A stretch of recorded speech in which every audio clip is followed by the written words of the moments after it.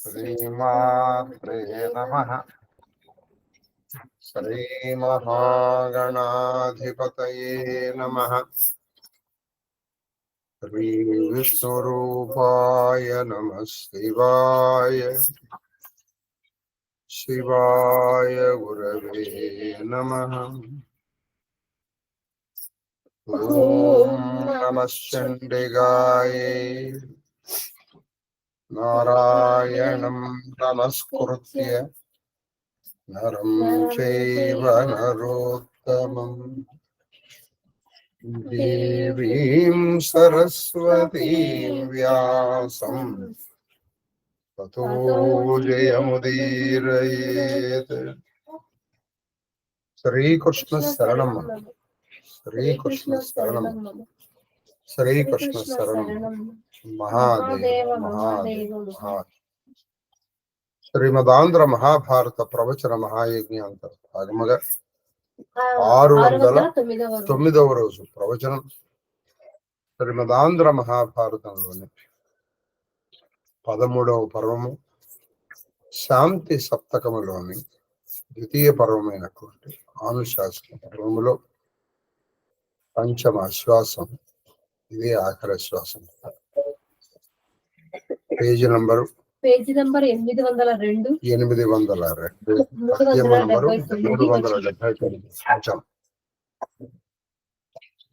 దాదాపు భీష్ముడు చెప్పవలసిన చెప్తున్నాడు. కృష్ణుడు బ్రాహ్మణ మహాత్మ్యముల గురించి విషయం చెప్తాను. నేను దీనికి చెప్పలేకన్నాను. కృష్ణుడు ప్రారంభించాడు. పవన కార్తవీర్యాజ్ఞ వాదం చెప్పాడు. ఆ తర్వాత ఆయన ప్రద్యుమ్నుడు నన్ను ఇలాగే అడిగాడు. నేను ప్రద్యుమ్నుడికి చెప్పిందే నేను నీకు చెప్తున్నాను అని చెప్పి ఒకప్పుడు దుర్వాసుడు మా ఇంటికి వచ్చాడు. కొంచెంసేపు నవ్వుతున్నాడు, కొంచెంసేపు కోపం ఉంటున్నాడు, కొంచెంసేపు సరదాగా ఉంటాడు, కొంచెం సీరియస్గా ఉంటాడు. కొంచెంసేపు అలా రకరకాలుగా మేము ఆయనకి అలాగే ఆయనకు అనుగుణంగా ఆయన ఎలా ఉంటే అలా ఉంటున్నాం. ఒకరోజు పాయసం చేయమన్నాడు, తిన్నాడు. మిగతా అంతా నా ఒంటికి పూయమన్నాడు. సరే నేను పూసేశాను. ఆ తర్వాత నా భార్య రుక్మిణి ఈ ఒంటి మీద పూశారు. నేను రథం మీద తిరుగుతాను అని చెప్పేసి రథం కట్టేది. ఆ రథానికి గుర్రాన్ని తీసేసి రుక్మిణి కట్టాడు. ఈయన మునుకోలు పట్టుకుని రథాన్ని నడుపుతున్నట్టుగా గుర్రాన్ని నడపాలంటే ఆ రథం లాగుతాం. లాగుతూ కడుపు పరమ కుసుమారి కోమరి పరమ సుకుమారి నవపల్లవంఘ్రియుగళ అంట అవనీలాల పూర్ణచంద్రముకి యనాక్షి ప్రవాళాధరం అని చెప్పి నవపల్లవంఘ్రియుగ. అటువంటి ఆవిడ రథాన్ని లాగానే ఆ రథం పైన ఈయన కూర్చున్నాడు. ఈయన పైకి కోరుతున్నాడు. అలా ఆవిడ కొంత దూరం లాగి ఆ లాగడం వల్ల వచ్చినటువంటి ఆయాసంతో ఆవిడ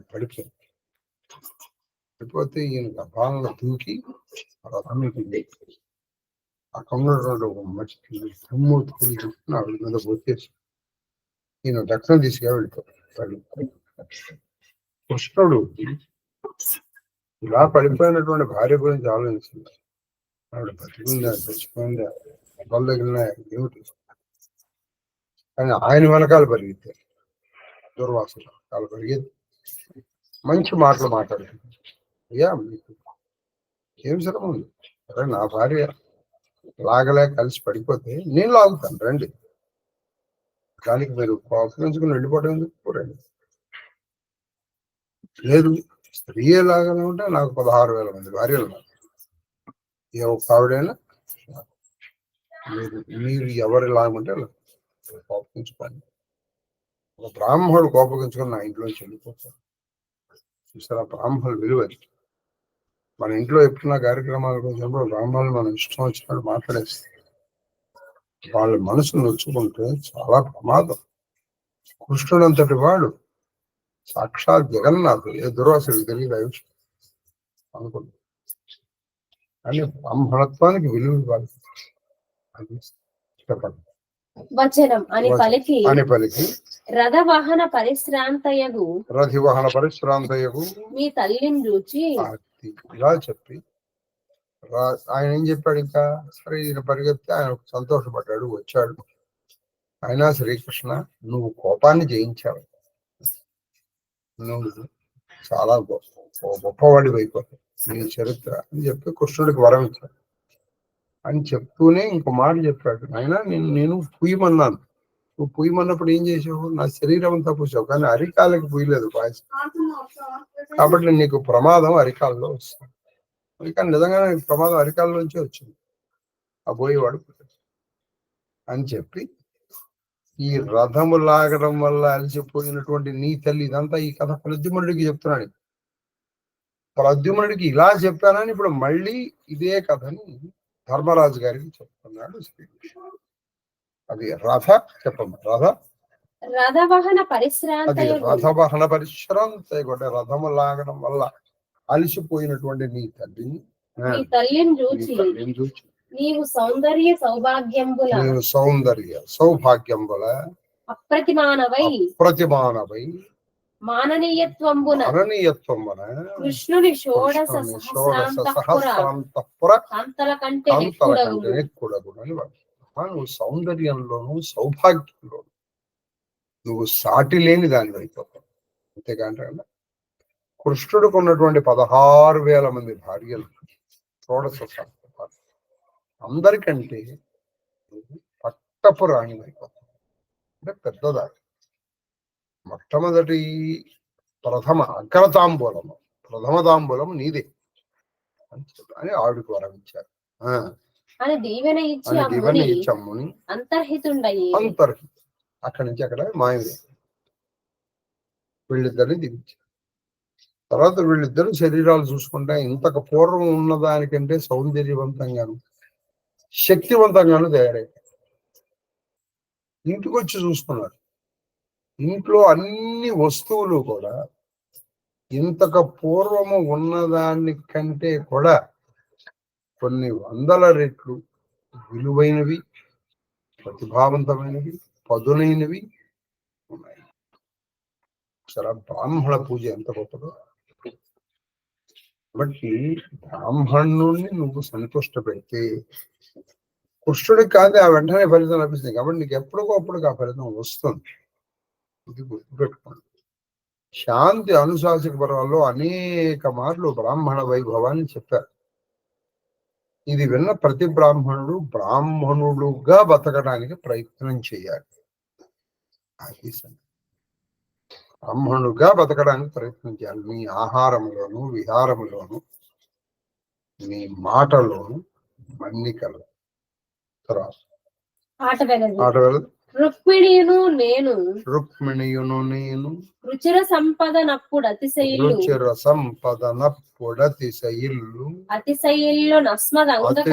అస్మదంగకముల చూపు అంటే రుచిరం వెలిగిపోతున్నాయి వాళ్ళ శరీరాలు. చేత నవయవనం వచ్చినట్టు వాళ్ళ నవయవనం వచ్చినట్టు ప్రేమ కాంతివంతంగా వెలిగిపోతుంది. అటువంటి వాళ్ళ శరీర అవయవాలను వాళ్ళు చూసుకొని మిగుల చోద్యమందుతూ ప్రియమెడద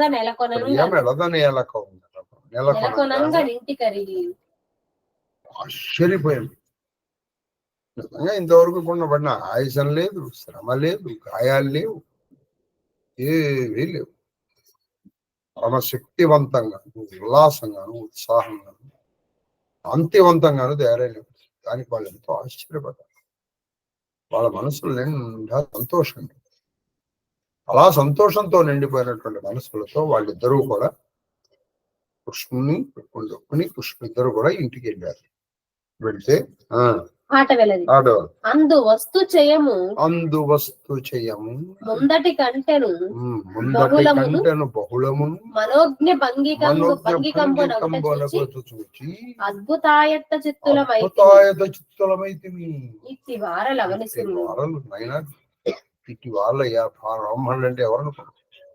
అక్కడ మేము వెళ్ళేటప్పటికి అక్కడ ఉన్నటువంటి వస్తు చేయమంటే అక్కడ వస్తువుల సమూహము ఇంతకు పూర్వం ఉన్న వాటి కంటే మంచి ఉన్నాయి, ఇంత పూర్వం ఉన్నవాటి కంటే అందమైన వస్తు చేయము ముందటి కంటే ముందటి కంటే అంటే ఒకప్పుడు వాళ్ళలో ఒక టీవీ ఉందనుకో, ఇప్పుడు రూమ్ కో టీవీ అయింది.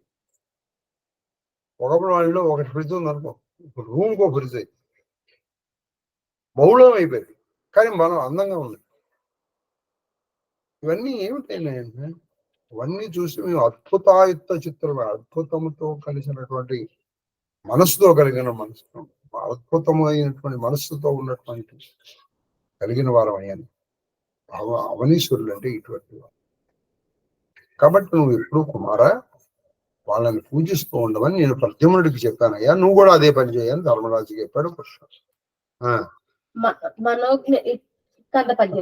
కావున వారికి భక్తుడవై వెలయు కుమారా అని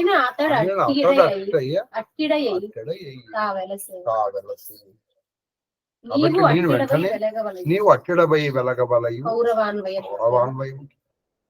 ఓ కౌరవాన్వయము, అన్వయం అంటే వంశం, కౌరవ వంశంలో ముఖ్యుడైన ఓ ధర్మరాజ, నేను మా ప్రతిమకి ఏం చెప్పాను ఆయన, అవనసులు అంటే ఇటువంటి వాళ్ళనైనా, కాబట్టి వాళ్ళ పట్ల భక్తియుక్తుడపై మెలగవలేను. వాళ్ళు ఏది చేసినా అది పరీక్ష కోసం. నువ్వు కోపం తెచ్చుకో అంటే ఇప్పుడు పరమాణం వండిమంటే ఎవడు వండుతాడు, కోపం తెచ్చుకో. కాబట్టి వాళ్ళు చేసావనుకోండి నీకు మేలే జరుగుతుంది, లేకపోతే కీడు జరుగుతుంది. నీకు అది నీకు ఇవన్నీ ఏమిటి మధ్యలో జరిగేటువంటి ఏమన్నా నీకు చిన్న చిన్న దోషాలు వస్తే పోతాయి. ఈ శ్రమ వల్ల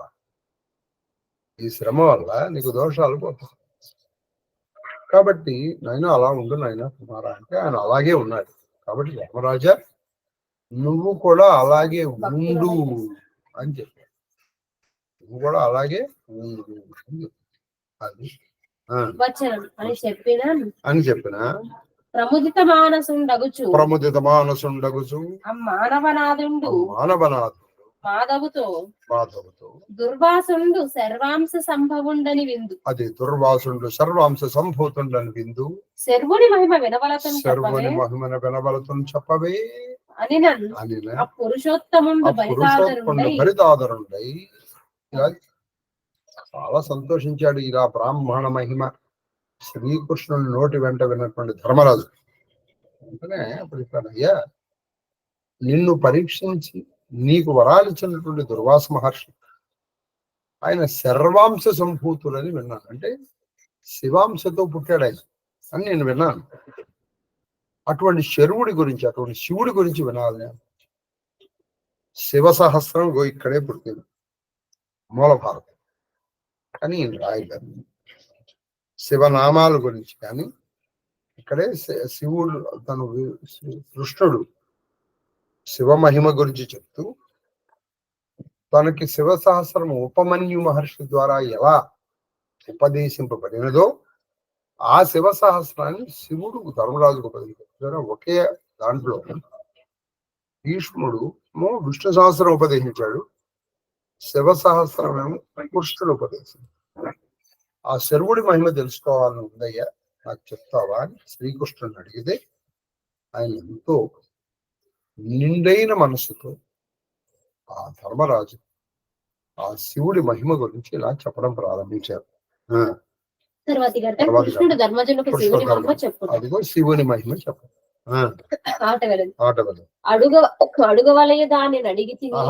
అడుగవలయు దానిని అడిగితివి నీవధిప నా మనము ప్రియంబు పొందే శివుని తలచి మ్రొక్కి శివు దివ్య మహిమ చెప్పదా నితాంత విమల హృదయ కమల. అంటే నితాంతము అంతము లేనటువంటి నియమాలిన్యము లేనటువంటి హృదయము అనే కమలము. అంటే మంచి మనస్సు కలిగిన ఓ ధర్మరాజా, నువ్వు ఏ ప్రశ్న అడగాలో ఆ ప్రశ్న అడిగి, ఏది అడగాలో అది అడిగావు, నేను చెప్పాలి. పైగా నాకు చాలా సంతోషంగా, నా మనసు చాలా సంతోషంగా ఎందుకు కలిగిందంటే శివుడు అంటే నాకు అంత ఇష్టం. కాబట్టి నేనేం చేస్తానంటే ముందర శివ మహిమ చెప్పబోయే ముందర నేను శివుణ్ణి తలుచుకొని ఆయనకి నమస్కరించి అప్పుడు నీకు శివ మహిమ చెప్తాను. నేను ముందర ఈయన శివుణ్ణి తలుచుకొని శివధ్యానం చేసి శాంతం పద్మాసనస్థం శశిధరమకుటం పంచపత్రం ధృణేస్త్రం శూలం వజ్రం చ ఖడ్గం పరశుమభయం దక్షభాగే వహంతం నాగం పాశం చ ఘంటాం ప్రళయోదం అంకుశం వామభాగే నానాలంకారయుక్తం స్ఫటికమణనిభం పార్వతీశం నమామి. అలా ఆ శివుణ్ణి తలుచుకుని ఆయనకి నమస్కరించి మనసు ఇప్పుడు శివ మహిమ చెప్పడానికి ఉద్యుక్తుడవుతున్నాడు. వచనం ఏకాగ్ర చిత్తుండవై ఆకర్ణింపు నువ్వు ఈ మహిమ అన్ని చాలా జాగ్రత్తగా ఉంటున్నాడు, కానీ ఇది ఇంకా శ్రద్ధగా వినవచ్చు. ఏకాగ్ర చిత్తుడవై ఆకర్ణింపు వినవయ్య కందభజ శతరుద్రీయమునే నరుడు అతి భక్తిని శతరుద్రీయమును ఏ నరుడు అతి భక్తిని శివుని మనమునందు నిలిపి అంచితముగా పఠించు సులభం బతనికి సర్వంబును ఇందును నరేంద్ర. శతరుద్రీయము అంటే నమక చమక. శతరుద్రీయాన్ని కనుక ఏ నరు అతి భక్తిని చాలా ఎక్కువైన భక్తితో శివుణ్ణి మనసులో పెట్టుకొని పఠిస్తాడో ధ్యానం చేస్తాడో అంటే నమక చమక. సులభం అతనికి ఏమిటి? చాలా సులభం, చాలా తేలిక. ఏమిటి చాలా తేలిక? పరమ తేలిక. ఇది శతరుద్రీయము నిరంతరము లేదా నిత్యము పఠించేటువంటి మనిషి. పఠించడం అంటే నేను లోపల మనసులో శివుడు ఉంటాడు. ఆ శివలింగము శివమూర్తిని కానీ శివలింగాన్ని కానీ మనసులో పెట్టు. శతరుద్రయాన్ని పఠించే వాడికి చాలా సులభము. ఏమిటయ్యా సులభం? సర్వము. ఏమిటి సులభం అంటే అన్ని. ఇందు అంటే ఇహము పరం. ఇహలోకంలో నీకు సుఖాలు ఉంటాయి, పరలోకంలో నీకు సుఖాలు, పైగా సర్వము మొత్తం కూడా.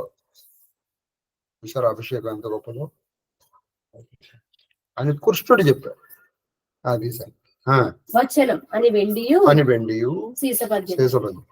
అమరు మహాదేవుడను పేరు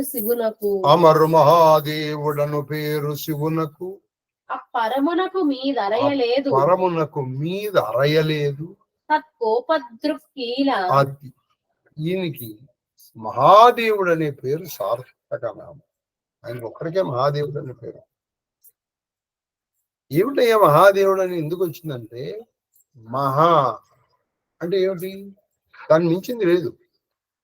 దేవుడి ఏ దేవుడు? దేవుడు అంటే మామూలు దేవుడు అనుకుంటాం మన. మహాదేవుడినా అంటే ఈయన్ని మించిన వాడు ఇంకోడు లేడు. మహాదేవుడు అంటే చూడండి, దేవుడి పైన మహాదేవుడు, మహాదేవుడి పైన మహాదేవుడు ఉండడు. అందుకని సరే మహాదేవనామం ఎంత గొప్పదో. మనం ఏదో ఊరికే వీడ్కోలు పలుపుగా మహాదేవ అని అంటాం కాదండి. మనము నిత్యము మహాదేవ మహాదేవ మహాదేవ. దీనికి నువ్వు స్నాన పానాలతో పని లేదు. నువ్వు అడుగులు వేయండి, అది ఇంట్లో వాకింగ్ చేస్తున్నావు మహాదేవ మహాదేవ మహాదేవ లోపల, పైగా కాదు. అది ఇన్స్టింక్టివ్ గా నీ నోట్లోంచి రాగలిగితే మోక్షము కరతలామలం. కాబట్టి ఆయన మహాదేవ్. అంతేకాకుండా ఇంకా చెప్తున్నాడు క్రోపదృక్కీల ధర్మ విరుద్ధపు జాతులని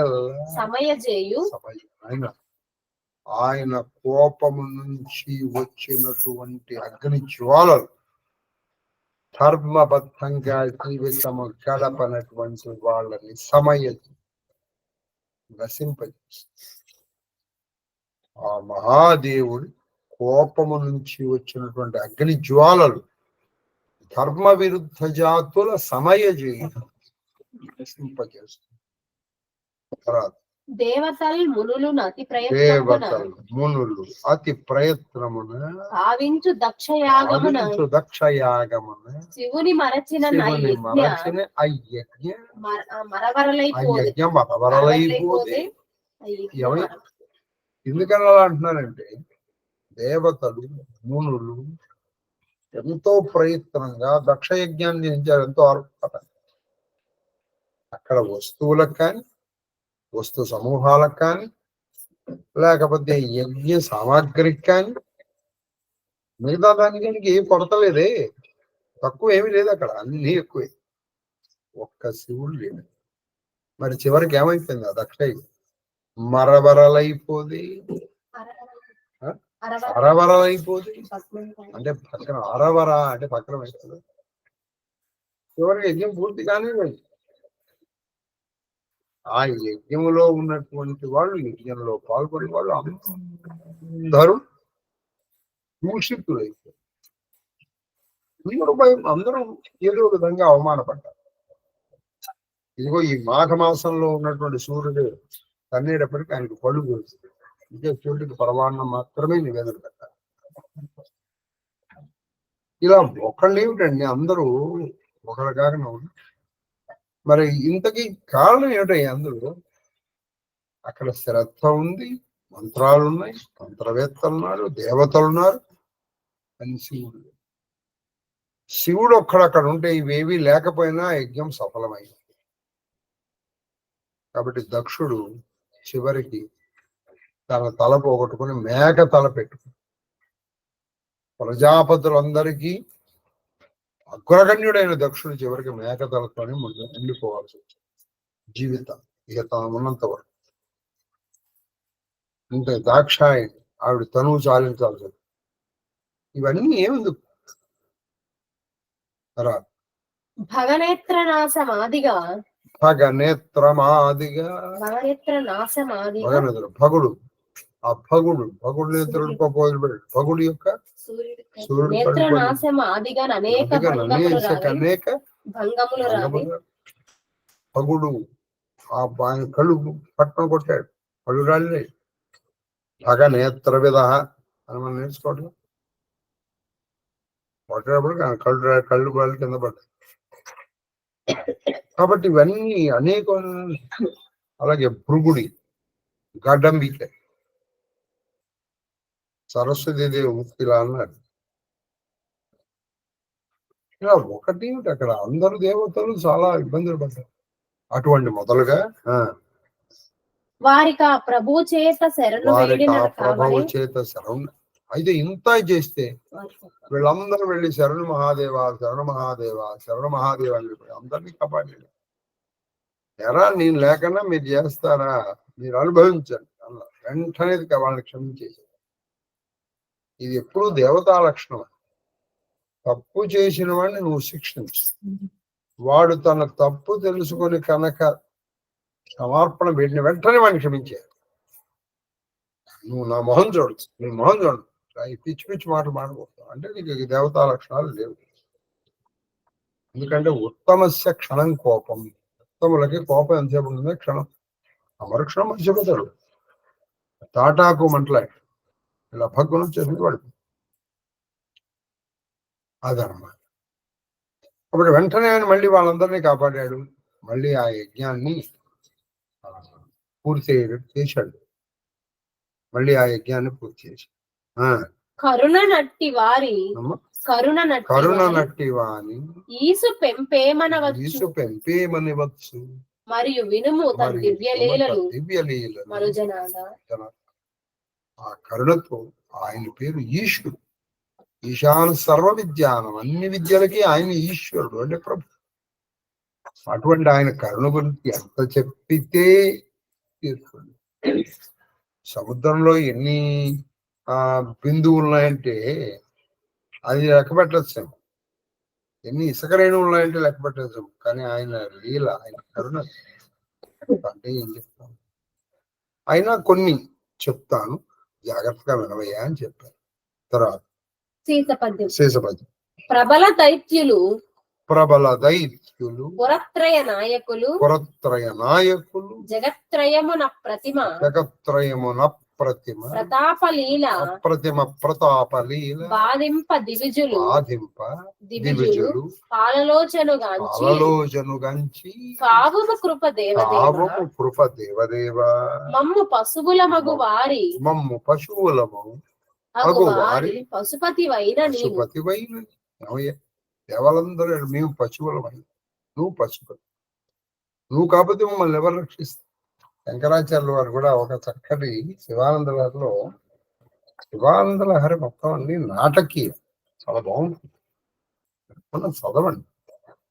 ఇంకా సౌందర్య లహరిలో ఆ నాటకీయత మనకు కనిపించదు, ఇందులో అంతా ఒక పద్యంలో చక్కగా ఉంది. ఒక నాటకీయత కనిపిస్తుంది. ఏంటంటే నువ్వు నన్ను రక్షించాలయ్యా, ఎందుకంటే నీకు నాకు ఓ బంధం ఉంది. శివుడు ఆశ్చర్యపడి, నీకు నాకు బంధం ఏంటి, నువ్వు నాకు బంధువుగా ఎలా అంటున్నావు?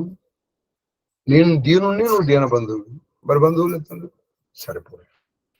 నేను పశువుని, నువ్వు పశుపతివి, పశువులకు పతివి నువ్వే కదా, కాబట్టి పశువుని రక్షించాల్సిన బాధ్యత ఉంది పశుపతిది. మావుల్ని మేపడానికి వెళ్తాడు, దాన్ని రక్షించాల్సిన బాధ్యత ఉంది ఆ గోపాలకుడిదే కదా, అందుకే దాన్ని గోపాలకుడు అన్నారు. ఆ గోవులు సరిగ్గా వెళ్ళకపోతే అని దాన్ని అదిలించి మళ్ళీ దారిలో తీసుకురావాల్సిన బాధ్యత గోపాలకుడిదే. సరిలో నడవాల్సిన బాధ్యత గోవులదే. గోవులు ఎందుకు వాడికి ఏం తెలుసు? వాడికి తెలుసు, ఓహో ఇక్కడ మార్గం బాగాలేదు అని అది అటువైపు వెళ్తుంటే దాన్ని అదిలించి ఇటువైపు తీసుకొస్తాను. కాబట్టి నేను పశువుని, నువ్వు పశువు, నువ్వు నన్ను రక్షించాల్సిన బాధ్యత అని చెప్తాను. అలాగే ఇక్కడ దేవతలు అన్నారు, మేము పశువులు అయ్యా, నువ్వు పశుపతి రక్షించాలి. ఎప్పుడు? ప్రబల దైత్యులు, బాగా బలం ఉన్నటువంటి వాళ్ళు, పురత్రయము, 3 పురాలు కదా, మళ్ళీ త్రిపురాసురులు అటు దేవతలు, మునులు, ఋషులు అనేక రకాలుగా బాధ పెడుతున్నారు. ప్రబల దైత్యులు, పురత్రయం, అప్రతిమ ప్రతాపలీల, సాటి లేని ప్రతాపముతో అందరినీ బాధ పెడుతుంటే ఆ బాధను తట్టుకోలేదు. వీళ్ళందరూ దేవతలందరూ దివిజులు ఫలలోచనుగా ఆ పాలం మీద నేత్రం ఉన్నటువంటి ఆయన దగ్గరికి రక్షించాలి. నువ్వు తప్ప మమ్మల్ని రక్షించిన వాళ్ళు ఎవరున్నారు? నువ్వు మమ్మల్ని రక్షించాలి. ఎందుకు రక్షించాలి అంటే మేము పశువు, నువ్వు పశుపతి. నీవు అనుచు మహాక్రోశం ఆచరింప, మహాక్రోశం ఆక్రోశించారు. ఎలా ఆక్రోశించారంటే గట్టిగా అరిచి శరణుదేవ, శరణు మహాదేవ, శరణు మహాదేవ, శరణు పశుపతి. శంకరాచార్యుల వారికి పశుపతి నామం అంటే చాలా ఇష్టం. శరణు పశుపతి, శరణు మహాదేవ, శరణు మహాదేవ అని ఆక్రోశిస్తుంది.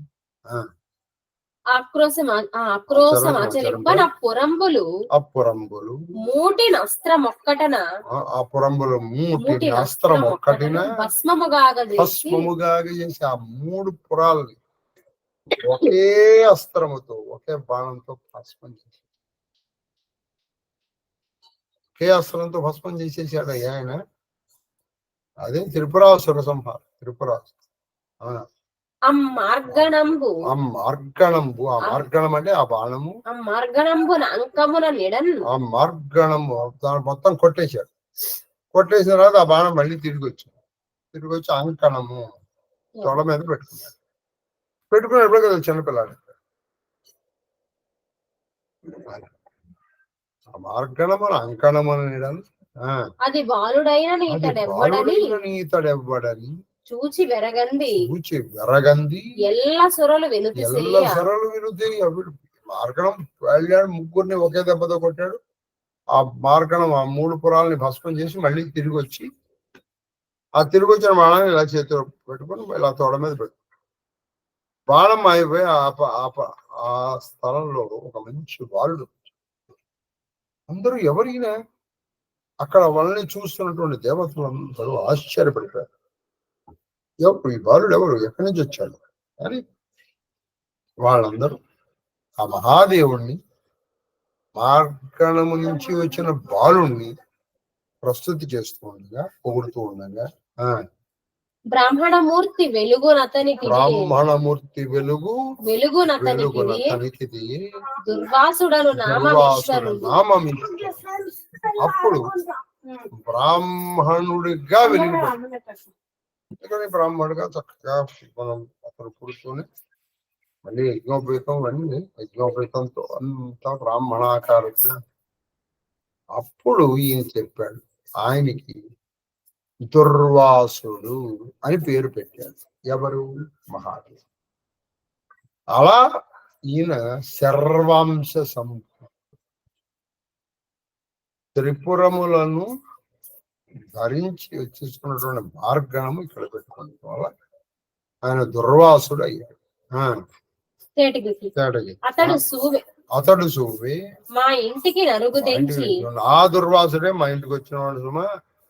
మా ఇంటికి వచ్చి నన్ను పరీక్షించి నాకు వరములు ఇచ్చినటువంటి దుర్వాసుడు ఆ రోజున మార్గణము తన తొల మీద పెట్టుకుంటే బాలుడుగా మారిపోయిన బ్రాహ్మణ బాలుడు ఇద్దరు ఒకళ్ళే. ఆ దుర్వాసుడే అరుగు తెంచి అంత చేసినాడా అనవుడన్ అచ్చెరుగును అంత చేసినాడ అచ్చెరుగును భక్తియును మది పెరిగొన పాండునగ్రసుతుడు నివృత్తిమై దేవకి సుతుని తోడ. ఆ వచ్చిన మా ఇంటికి వచ్చిన దుర్వాసుడు ఆయనయ్యా అనేటప్పటికీ ఆయనకి ఆశ్చర్యము అచ్చెరువు ఈ రెండు పెనవేసుకుంది. ఇది కృష్ణుడి పట్ల కానీ దుర్వాసుడి పట్ల కానీ, దుర్వాసుడు ఎక్కడి నుంచి జన్మించాడో ఆ శివుడి పట్ల, వీళ్ళ ముగ్గురి పట్ల ఆశ్చర్యము భక్తి పెనగొన ఆ పాండురాజు పుత్రుల్లో పెద్దవాడైనటువంటి ధర్మరాజు పాండు ఈ దేవకి తనయుడైనటువంటి శ్రీకృష్ణుతో ఇలా అంటున్నారు. శివముఖ్య నామములు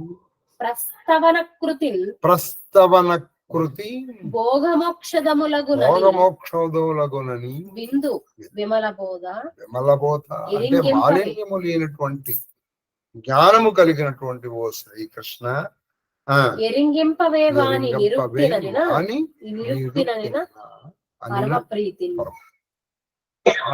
నాకు ఒక పంచం శివ ముఖ్య నామములు అంటే శివనామాల్లో కొన్ని ముఖ్య నామాలు ఉన్నాయి.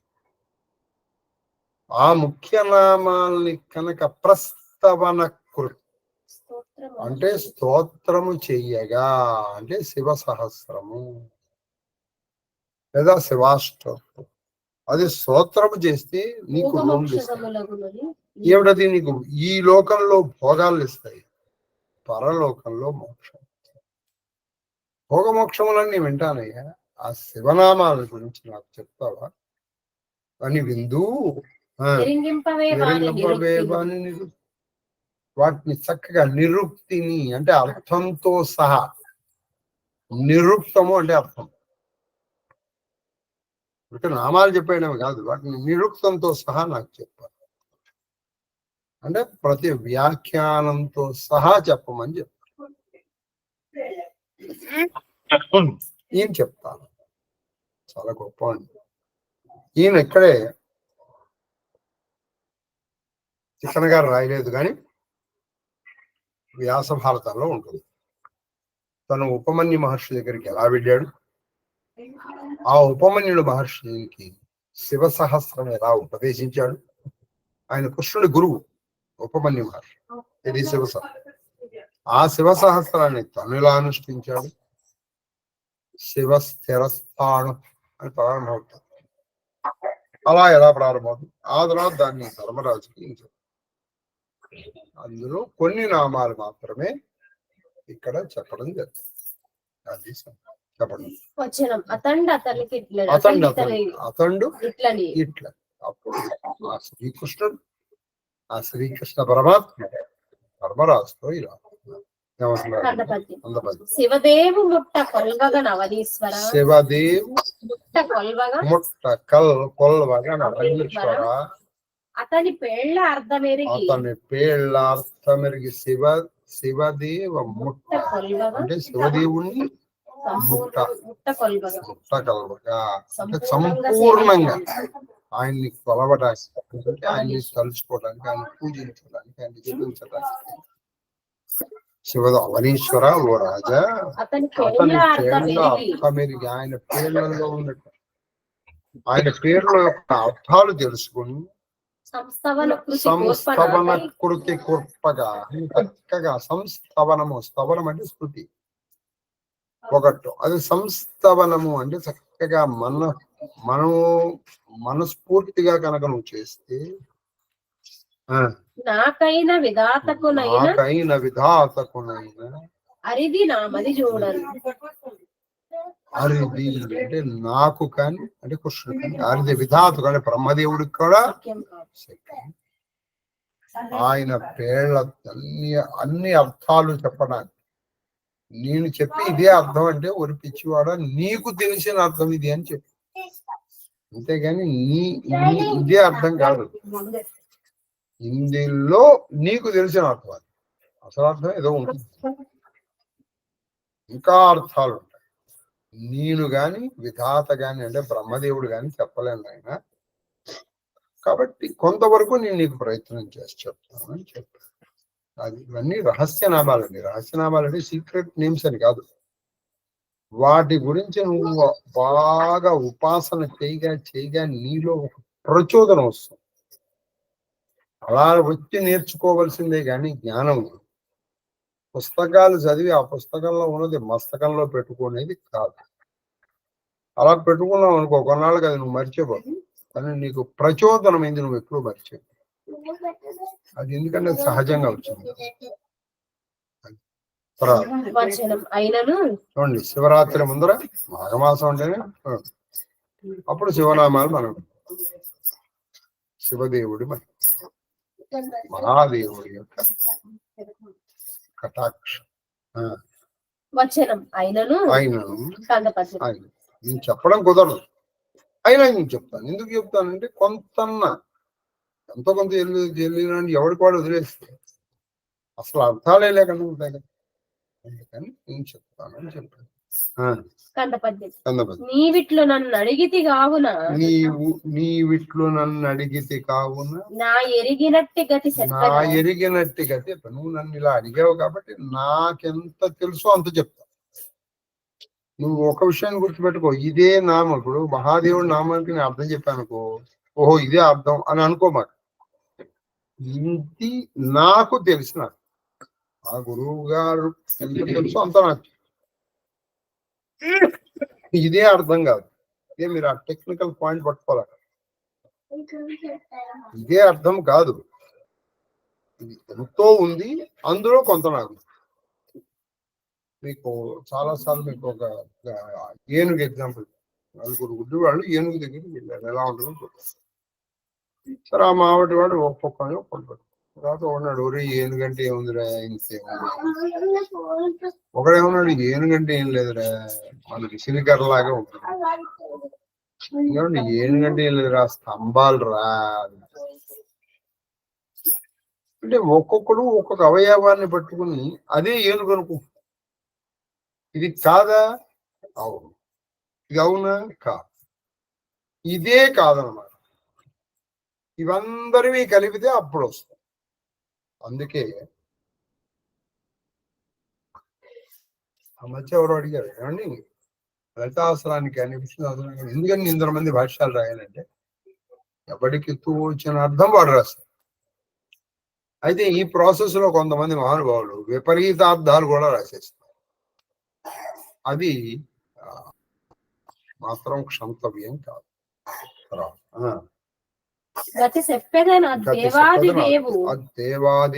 వరనామావళి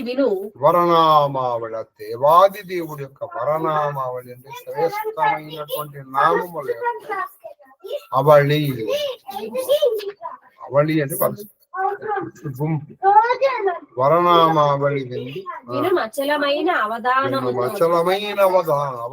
అంటే అచలం కదలనేటువంటి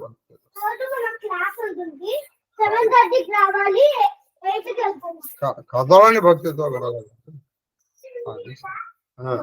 ఆట వెళ్ళదు. ఆట అగ్ని వాయు వాసవాదిత్య అగ్ని వాయు వాసవ ఆదిత్య వసు మరుదాది మరుదాది దేవతలు మయాత్ముడైన మరుదాది దేవతామయ మరుద దేవతామయాత్మకుడైన శివుని మహిమ ప్రీతి చెప్పుట వినుట సర్వార్థ సాధకంబులకు నృపాల.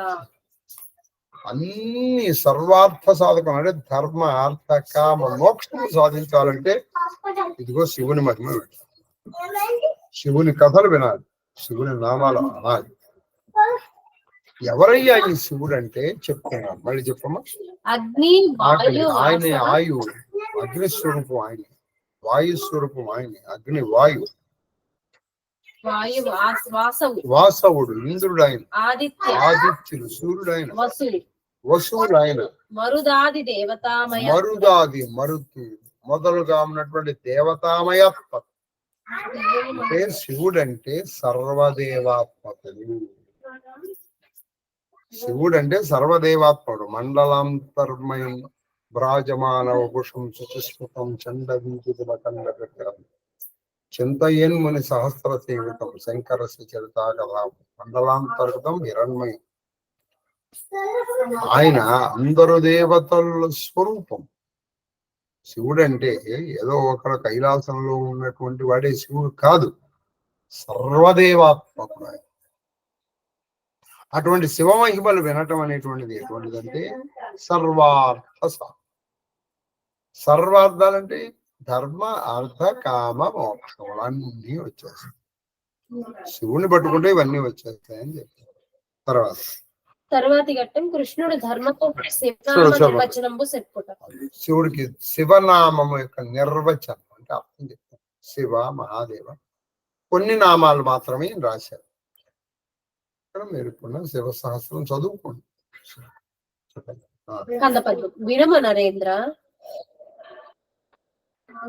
వినుమ నరేంద్ర మహత్వంబున నుండను వినుమ నరేంద్రంబ మహత్వంబున నుండను ఈశ్వరత్వమున నకిల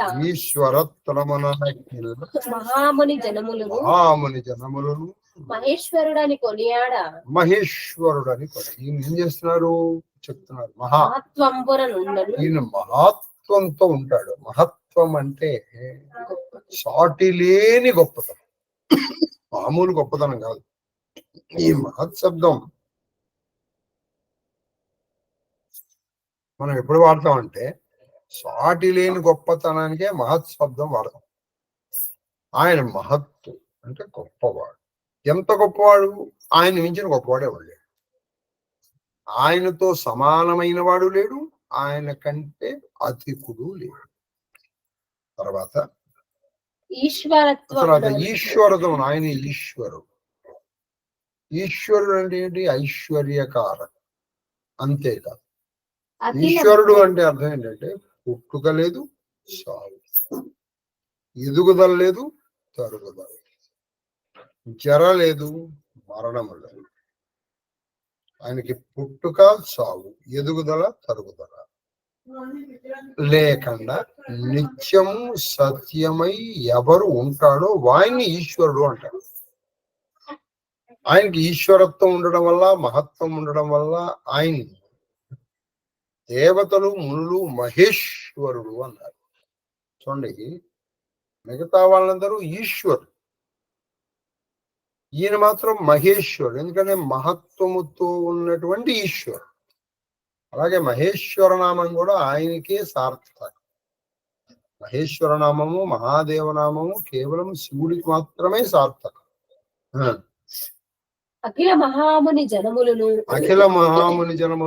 గొప్ప మహాములు, మామూలు మునులు కూడా కాదు. అఖిల మహాముని జనములు అంటే గొప్ప మునులు. మహేశ్వరుడని కొనియాడ హరుడు అప్రతిముడై ఆయనకి సాటి లేని వాడు లేదు. అదే సమాన అధిక వర్జిత. సమానాధిక వర్జ్యత అంటే అర్థం ఏంటంటే ఆయనతో సాటి లేని వాడు లేడు అని చెప్పారు. తర్వాత ఉగ్రత్వమున ఇంకా చెప్తున్నారు. ఉగ్రత్వమున ప్రతాపోన్నతి రుద్రనామము దాల్చే. దీనికి కొన్ని నామాలు. ఇప్పుడు మహేశ్వరుడు అనే నామం ఎలా వచ్చింది? మహత్వంతో కలిగిన ఈశ్వరత్వం ఉండడం వల్ల మహేశ్వరుడు. ఇప్పుడు రుద్రానామం ఎలా వచ్చిందంటే ఉగ్రంత్వం. ఆ ఉగ్రుడు రుద్రుడు అంటే రోధింపజేసేటువంటి వాడు, అంటే ఏర్పించేడు. ఉగ్రత్వం కలిగిందా ప్రపంచం మొత్తం రోధం ఏడ్చేటట్టు చేయగలరా? దేవ సంగమనకెల్ల మహతినా పొలుపారు మహతినాన్ బొలుబారు మహనీయ దేవత కావున వీడు మహాదేవుడయ్యే. చూడండి, మన మహాదేవ నామం వచ్చేది. ఈయనకి మహాదేవుడు నామం అంటే దేవ సంగమనకెల్లా అంటే దేవతల గుంపుల కల్లా. ఒక్క దేవతలు కాదు, ఇక్కడ దేవతల్లో అనేక మంది దేవతా గుంపులు ఉన్నాయని అనేక మార్లు చెప్పాను. యక్ష, గరుడ, కిన్నెర, కింపురుష, దర్శన, సిద్ధ, సాధ్య, చారణ అనేటువంటి ఈ దేవతా గణాలు, అందులో ఒకటి కాదు, దేవతా గణాలు అంటే ఆ దేవతా గుంపులు అందరూ మహతినాన్ పొలుపారు. మహతి అంటే వీళ్ళందరికంటే పెద్దవాడు, అందరి దేవతల కంటే మహతి. మహతి అంటే పెద్దవాడు కాబట్టి మహనీయ దేవత కావున మహనీయ గొప్పవాడు, మహనీయులు దేవత కాబట్టి ఇంకే మహాదేవుడు అనే పేరు. దేవతలందరికంటే పెద్దవాడు, దేవతలందరికంటే దొడ్డవాడు, దేవతలందరికంటే శ్రేష్ఠుడు, దేవతా శ్రేష్ఠుడు కాబట్టి ఈయనకి మహాదేవుడు అనే నామం వచ్చింది. చూసారా ఎంత గొప్పదేమో! మహాదేవ్ మహాదేవ్ మహాదేవ్. అఖిల సత్కర్మ ఫలాకార శుభములు, అఖిల సత్కర్మ సభా ఫలాకార శుభములు సేయు వేడుక కల్మి శివుడనంగ జని. శివుడని నేను చూడండి, నువ్వు చేసినటువంటి సత్కర్మల యొక్క ఫలములు, నువ్వు చేసినటువంటి సత్కర్మలు అంటే మంచి పనుల యొక్క ఫలాన్ని ఆయన చక్కగా ఇస్తూ ఉంటాడు. అంటే శుభాలు ఇస్తుంటాడు. సత్కర్మ ఫలము శుభమే కదా, మంగళమే కదా. కాబట్టి ఆయనకి శివ అనే నామం. సత్కర్మ ఫలములు ఇచ్చేవాడు శివ. దేవతలందరికీ పెద్దవాడు కాబట్టి మహా. ఉగ్రత్వంలో ఆయనకి సాటి లేడు కాబట్టి రుద్రుడు. మహత్వంతో కలిపిన ఈశ్వరత్వం ఉంది కాబట్టి ఆయనకు మహేష్. సుస్థిర తేజమున వెలుగొందుట అంచిత స్థాను సుస్థిర తేజమున అంటే స్థిరమైనటువంటి తేజముతో, తేజుతో వెలుగొందుతాడు కాబట్టి ఆయనకి స్థాణువు అనే పేరు. స్థాణువు అనే పేరు ఎందుకు వచ్చిందంటే ఆయన రోమకూపాల్లోంచి, ఒక రోమకూపంలోంచి ఒక్కొక్క ఆదిత్యుడు ఇచ్చినంత వెలుగునిస్తున్నాడు. అందుకే ఆయన సహస్ర భాస్కర ద్యుతికరు. ఒక 1000 అంటే కరెక్ట్ గా 1000 అని కాదు, అనేక మంది శతకోటి సూర్యప్రభాస, కొన్ని కోట్ల సూర్యులు ఒక్కసారిగా వచ్చి వెలుగొందితే ఎంత వెలుగు వస్తుందో ఈయన శరీరం నుంచి అంత వెలుగు వస్తుంది. కాబట్టి ఈయన స్థాణువు అని పిలుస్తారు. జంగమ స్థావరాత్మక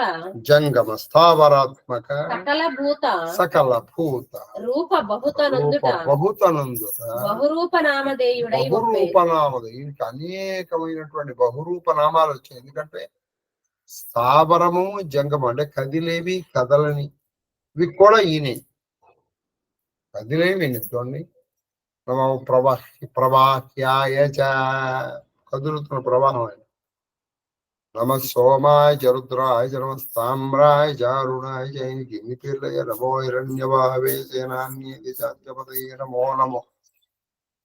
ఇలా అనేక పేర్లు స్థావర జంగమాత్మకుడైనటువంటి వాడు ఈయన కాబట్టి అనేక పేర్లు బహురూపనామం.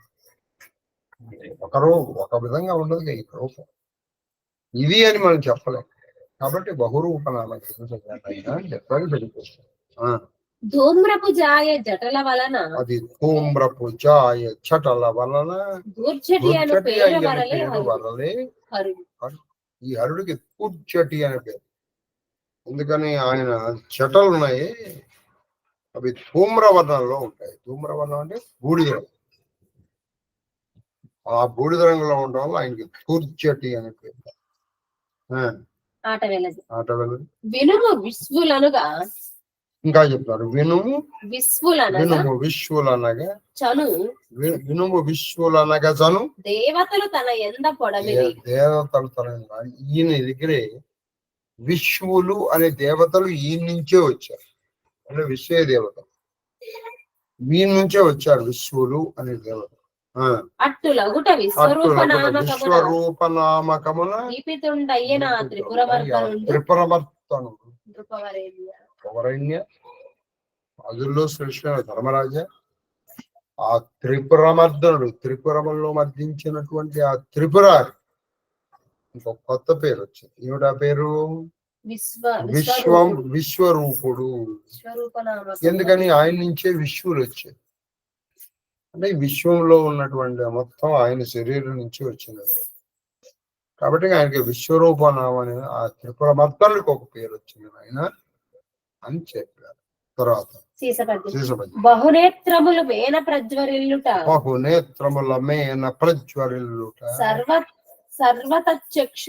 సర్వతచక్షురాహ్వయో దాత్త కీర్తిపరములు. అంటే ఆయనకు పేరుంది సర్వతచక్షు అని పేరు. ఆయన శరీరము నిండా కళ్ళే. ఆయన చూడలేంది లేదు. శరీరములో అనేకమైన నేత్రాలు ఉండడం వల్ల ఈయనకి సర్వతచక్షురాహ్వయం అంటే పేరు. అదే సహస్రాక్ష సహస్రపాత్. సహస్రం అంటే 1000 అని కాదండి, అనేకము, లెక్క పెట్టలేనప్పుడు సహస్రము అంటారు. శతమనంతం. శతమన్న శతమానం భవతి అంటే 100 ఏళ్ళు బతకమని కాదు అక్కడ. శతమానం చిరంజీవై వర్తిల్లు అని. శతమనంతం జవతి అంటే శతానికి అనంతము అని పేరు. అలాగే సహస్రానికి కూడా. సహస్రం అంటే మనం అనుకుంటే 1000 కాదు. అరే మనం ఏదో ఎక్కడో ఒకడ మనం ఆపాలి కాబట్టి మనం 1000 అని అంటున్నాం. అది భూతములెల్ల పశువులు తాపతి కావున పశుపతి నావెలు. ఈ భూతములు ఈ సకల చరాచర సృష్టి అంతా పశువులు. పశువు అంటే ఏం లేదండి, పాశముతో కట్టబడేటువంటి లక్షణం ఉన్నటువంటి వాది పశువు. నన్ను పశువు అంటారా? మన మించిన పశువులు లేవండి. ఆ పశువులకి ఒకటే పాశం, ఒకటే మెడక కడతారు. మనకు అలా కాదు, ఎన్ని పాశాలు మీరు. తల్లి, తండ్రి, భార్య, భర్త, పిల్లలు, మిత్రులు, వృత్తి, ధనము, ధాన్యం, ఇల్లు, బాకీ, వాహనాలు. వారి నాయన మీరు ఇలా లెక్కేసుకుంటూ వస్తే ఇది అనంతం. ఎన్ని బంధాలు ఉన్నాయో మీకంటే మనకి. ఈ పాశం చేత మనం కట్టబడి ఉన్నాం. ఇది మనం తెలుసుకోగలమా? పాశముల చేత కట్టబడి ఉన్నటువంటి మనం. కాబట్టి పాశముల చేత కట్టబడిన ప్రతి జీవి పశువే. మరి పశువులకు పతి ఎవరు? అదిగో ఆయన. అందుకని ఆయన పశుపతి. మనం పశువులము, ఆయన పశుపతి. తర్వాత వృషభస్థుడై ఉనికి వృషభాసు. ఆయన వృషభము మీద ఉంటాడు. అందుకని ఆయనకి పేరు వృషభ వాహనుడు. ఆ వృషాన్నే ధ్వజంగా పెట్టుకున్నాడు కాబట్టి వృషధ్వజుడు. ఈయన విష్ణువు కూడా వాహనం ఏదో, వాళ్ళ ధ్వజం కూడా అదే. మృత్యువనంజను మృత్యువనంజను ప్రాణపాలాఖ్య సమత నుండి ప్రాణపాలాఖ్య సమత నుండి వహించు వేదోక్తాభిధానములు వేదోక్తాభిధానములు మరియు పెక్కులు. ఆయన వేదోక్తములు ఏంటంటే వేదము చెప్పినటువంటి పేర్లు ఆయన. నువ్వు నేను చెప్పిన పేర్లు కాదు, వేదము చెప్పిన పేర్లు. అది ఏమిటవి? మృత్యువనంజను అంటే మృత్యువుతో పేరు కలిగినట్టు. అంతే కదా. కాలాకాలుడు యముడు ఆయన, యమంతకుడు ఆయన.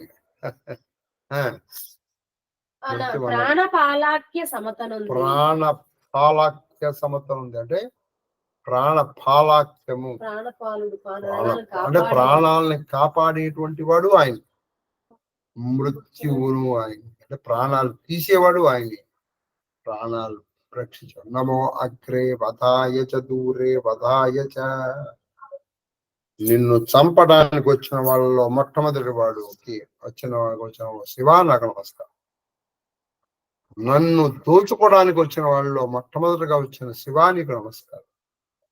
నమో అగ్రే వధాయ చ దూరే వధాయ చ. నమో హంత్రీ చ హనీయసే. నన్ను చంపే వాళ్ళలో ముఖ్యుడైన నీకు నమస్కారం. కాబట్టి ఇక్కడ శివమయం, సర్వం శివ. కాబట్టి ఇక్కడ ఏం చెప్తున్నారంటే వాళ్ళు వహించు వేదోక్తాభిధానములు మరియు పెక్కులు. ఇంకా అనేక నామాలు కొన్ని నామాలు చెప్పాను. ఇవన్నీ వేదోక్తమైనటువంటి పేరు అని చెప్పారు. వాని మహిమ వేదవేత్తలైన వారు వివరించి అన్యోన్య బోధకత్వమున ప్రభూత సఖ్యులగుచు సంతతము శివారామత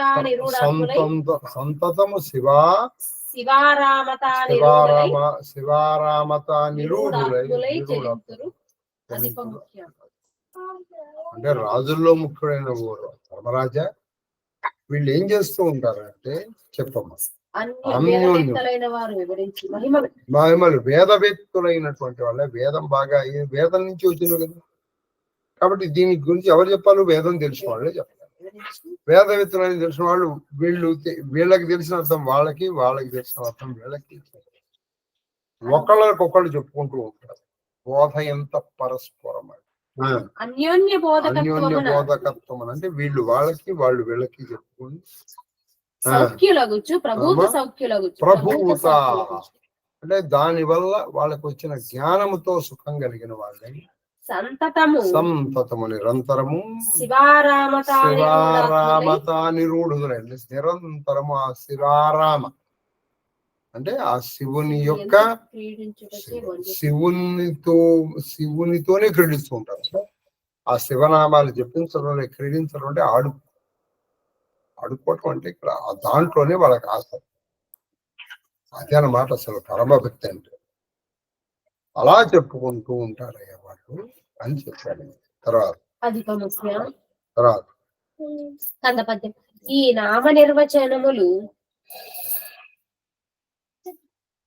నామ నిర్వచనములు మానవుడు పఠించిన చూసారా. ఈ నామముల యొక్క నిర్వచనాలు సరే అంటే కొన్ని చెప్పారు. ఆ ఒక్కొక్క నామం ఎలా వచ్చిందని మానవుడు కనుక పఠిస్తే సమాహితమతి అంటే గొప్ప మంచి బుద్ధి కలుగుతుంది. ఫస్ట్ సమాహితమతి వీణుల నించిన కాబట్టి ఇది నువ్వు పఠిస్తే మంచి బుద్ధి కలుగుతుంది. వీణుల నించిన దీన్ని కనుక చెవిలో పెట్టుకున్నావు అనుకో, అంటే ఎవరైనా చెప్తుంటే విన్నావు అనుకో. సౌఖ్యమును ఆనందమును ఇందు అందు అంటే ఈ భూలోకంలోను, యములోను, పరమలోను కూడా అతనికి సౌఖ్యము, ఆనందం కూడా కలుగుతుంది. కాబట్టి ఈ శివనామముల యొక్క వ్యాఖ్యానం అనటం కూడా సుఖము, ఆనందకారకము అని చెప్పారు. తర్వాత వచనం అని చెప్పి మరియును ఖండపద్యం. ఇంకా చెప్పి ఇంకా ఇలా అంటున్నారు. వ్యాస మహాముని ఇప్పుడు చెప్పేస్తారు. ఇంకేమని చెప్తున్నారంటే ఇలా నామాలు చెప్పి వ్యాస మహాముని లోకహితాసక్తిని శివుని విషయమై పఠ్యముగా చేసే ఉపస్థానమొకటి ఆ సమధిక పుణ్యవాక్యము వినుమదిక. ఏం చెప్తున్నారు ఏమంటే వ్యాస మహాముని ఏం చేశారు? ఆయన లోకహితాసక్తి అంటే ప్రపంచానికి మేలు చెయ్యాలనేటువంటి కోరికతో శివుని అంటే శివుడి గురించి పఠ్యం అంటే పఠించదగినటువంటిది ఒకటి చేశారు. ఉపస్థానము అంటే ఒక ఆయన స్తోత్రం చేశారు వ్యాసుడు. అది వినమని మనం విష్ణు స్తుతి విన్నాం. అది మహాజపం అని చెప్పారు. మనం మర్చిపోతున్నాం. నిన్న చెప్పలేదు, ఇవాళ చెప్పలేదు. రోజు అస్తుతి చేసుకుందాం అనుకున్నాం. రేపటి నుంచి అయినా సమధిక పుణ్యవాస గొప్ప యొక్క పుణ్యవాక్యముల కచ్చయము అంటే సమూహాన్ని వినవయ్యా అని చెప్తారు. సర్వ జగన్నిత్య సాక్షి చూడండి. సర్వ జగములకు నిత్యుడము. నిత్యం అంటే ఒకప్పుడు పాస్ట్, ప్రజెంట్, ఫ్యూచర్ ఉండదు. అది ఎప్పుడు అలాగే ఆయన సాక్షి. దేనికి ఆయన కర్త కాదు, కానీ అన్ని దాని నుంచి వస్తాం. సర్వ జగన్నిత్య సాక్షి లోకైక శుభావహమూర్తి. ఈ ప్రపంచానికి అన్నిటికీ శుభములు ఇవ్వగలిగిన ఒకే ఒక వ్యక్తి, ఒక సామూహిక శక్తి, ఒక మంచి భక్తియుక్తంతో శివుణ్ణి ప్రార్థించటంలో ఉన్న ఆసక్తి. ఇదే మనకి విరక్తి లేకుండా చెయ్యాలి. నిరామయుడు అంటే ఆమయము అంటే ఏ విధమైనటువంటి రోగము రుష్టు లేనటువంటి. ప్రథమ భూతములకు అది ప్రథమ భూతములకు ప్రథమతమం. ఈ ప్రపంచంలో ఏది నువ్వు మొట్టమొదటిగా వచ్చింది అనుకుంటున్నావు దానికంటే ముందరున్నట్టు. ప్రథమ భూతములకు ప్రథమతములు ఉదాత్తంబునైన ఆయన ఉదాత్తు అన్నిటికంటే శ్రేష్ఠుడైనటువంటి భూతము అంటే ప్రాణి పొరయండి. ఇది వ్యాసకృత స్తోత్రం. తన ముఖంబున అగ్ని జనించే ఈ ముఖంలోంచి అగ్ని పుట్టుకొచ్చు. తను సభక్తిక సమారాధన కృతుల నియతి పాటించు వారికి భవమోక్షణము ఏం చేస్తాడు? మళ్ళీ చెప్పండి. తన ముఖంబున అగ్ని జనించే తను సభక్తిక తన్ను అంటే ఈ శివుణ్ణి సభక్తికముగా అంటే భక్తితో సమారాధన చెయ్యాలి. సమారాధన అంటే మామూలు ఆరాధన కాదు, మనస్సుతో కలిగిన ఆరాధన చేయాలి. సమారాధన కృతులు అంటే ఆయన్ని సమారాధన చేయాలి. భక్తితో కూడిన కార్యక్రమాలు కనుక చేస్తే శివుణ్ణి భవమోక్షణము కాదు అంటే ఈ సంసార సాగరం నుంచి నిన్ను బయటపడేస్తాడు. భవము అంటే పుట్టుక నుంచి నిన్ను బయటపడేస్తాడు. అంటే ఆఖరి పుట్టుక చేసేస్తాడు.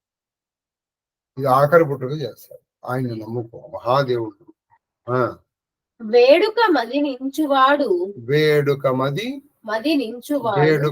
నించువాడు వితత చతురాత్మకత్వ విశ్రుతి వహించి కరుణ తత్పదస్థిరాకలన కల్యులగు సపర్యారతులకునై అయ్యై విదంబు ఈద్య పదముల నొసగు మహేశ్వరుడు. ఇదంతా వ్యాస కొత్త స్తోత్రం. కొంతవరకు ఏం రాశారు, ఏం చెప్పారంటే వేడుక మది నించువాడు అంటే ఎంతో వేడుకతో ఉత్సాహంతో ఆ అమ్మాయిని మదిలో నించువాడు, ఉంచుకునేటువంటి వాడు. ఆ శివుని పెట్టుకోవాలి మనసులో.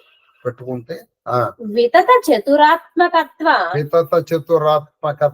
వితతము అంటే ఎక్కువైన చతురాత్మ సదాశివాధికమైన 4 అంటే సదాశివాధికమైనటువంటి 4 స్వరూపాలు. అంటే సదాశివంలో 4 స్వరూపాలు పోసేవి ఏంటి? సజ్జోజాత, వామదేవ, అఘోర, తత్పురుష, ఈశానం అనేటువంటి 4 స్వరూపాలతో విస్తృతి అంటే చక్కగా ప్రఖ్యాతిగాంచినటువంటి కరుణ తత్పదస్థిరాకలన. కరుణతో తత్పదములు అంటే ఆ పదములందు స్థిరాకలన, నిన్ను స్థిరముగా కలన ఉంచడంలో ఆకల్యులకు స్థిరాకలనాకల్యులకు. కలనాకల్యులు అంటే శుభమూర్తులైన అంటే కలనాకల్యులకు సపర్యారతులకు ఆయన్ని సేవించడంలో ఆసక్తి ఉన్నటువంటి జనులకు అంటే వాళ్ళకి తగిన పదాలను ఇస్తూ ఉంటారు. అంటే సాలోక్యమా, సామీప్యమా, సారూప్యమా, సాయుధ్యం, లేదా లోకాల అగ్నిలోకమా, గోలోకమా, దేవలోకమా, సత్యలోకమా అని ఇస్తుంది. తర్వాత ఈ ఉపస్థానమచలిత హృదయ వృత్తి నరుడు శివలింగ సన్నిధానమున వాన్నిరూఢముగా చేసి ఆయురారోగ్య సకల కామ్య వైభవైశ్వర్యము కలిగి నెగడు. సరే, ఇది కూడా పెద్ద ఉపదేశం. చిన్నది మరి ఏమని చెప్తానంటే ఈ ఉపస్థానము అంటే ఈ స్తోత్రాన్ని ఎక్కడ చదవాలి? శివలింగ సన్నిధానంలో చదవాలి. ఎవరైతే ఆ శివలింగ సన్నిధానంలో దీన్ని అచలిత వృత్తి అంటే కదలని మనసుతో దీన్ని ఎవరైతే చదువుతారో నిరూఢముగా ప్లస్ నిరూఢము అంటే పైకి చదవాలి. నిరూఢముగా చేసి చదివి చెప్పడం వస్తాయి. ఆరోగ్య కామ్యములు అంటే నువ్వు కోరుకున్న కోరిక, వైభవము, ఐశ్వర్యములు కలిగి నెగడు. ప్రకాశం అక్కడ చదువుకోండి. ఒక శీర్షభజన నేర్చుకోండి. ఈ పద్యం కదా, ఇది హాయిగా ఎక్కడైనా చదువుకోవచ్చు. తరువాతి ఘట్టం భీష్ముడు ధర్మజునకు ధర్మసూక్ష్మ ప్రకారం. ఇప్పుడు ఇంకో ఘట్టం. ఇప్పుడు ఇంతవరకు శ్రీకృష్ణుడు, ఇప్పుడు భీష్ముడు ఆ ధర్మ సూక్ష్మాల గురించి చెప్తున్నాడు. ధర్మరాజు గారు చెప్పండి. వచనం అనిన విని అత్యంత సంతోషం పొంది కుంతీ తనయాగ్రజుండు శాంతనవుతో ధర్మంబులు బహుప్రకారంబులు గలవు పరమానుష్ఠేయంబకు ప్రకారం వెయ్యది దాని నెరింగింపవే అనుటయును అజ్జనపతికి జాహ్నవీ నందనుని.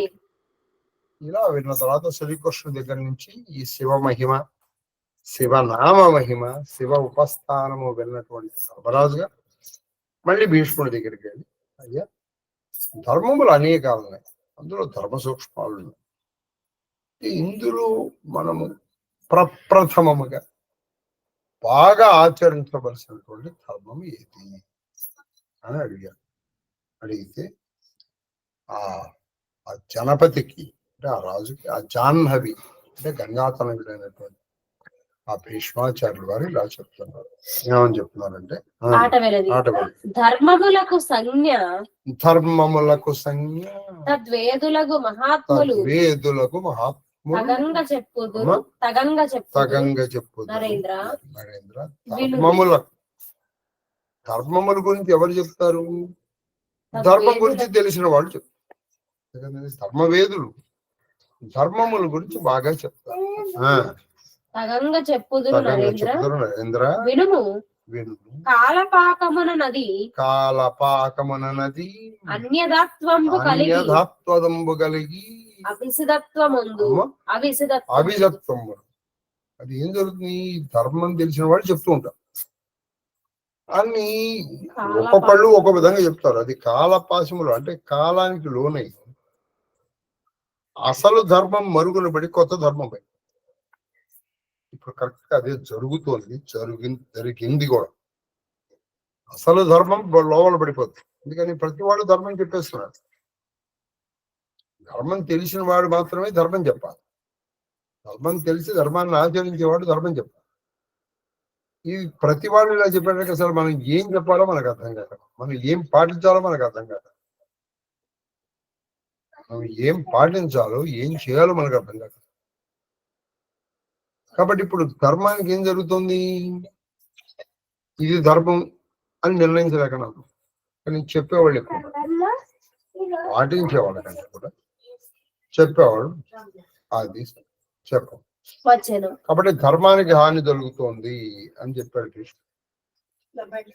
ధర్మానికి హాని జరుగుతుంది. ఇలాని నిన్న ఎప్పుడో చెప్పాను, నదులు గాని క్షేత్రాలు గాని ఎవరు పాటు చేస్తున్నారండి? పరమ భక్తి ఉన్న వాళ్ళు పాటు చేస్తున్నారు. అతి మూడు ఆత్మలు పాటించారు. వాడికి ఎలాగో నమ్మకం లేదు.